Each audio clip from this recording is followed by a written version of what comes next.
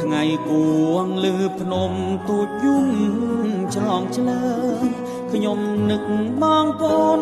ណាហើយលឺហើយនឹកហើយស្នោះខ្លួនបើខ្ញុំបានទៅញ៉ាំត្រីរនំមកជួយយូន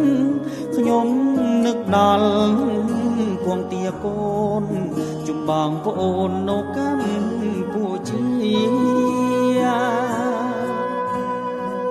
ក្មេនៅឯណាឆ្ងាយផ្លាក៏ខ្វៃមិនថាប្រុសមេវើយមិនថាស្រីពូជសាសាច់ឈាមមួយគ្នាក្មេនៅបរទេសបងប្អូនក្មេភ្លេចគ្នាខ្ញុំលឺហាត់ខាងសំពីសទ្ធាស្រស់ស្រែក្មេយើង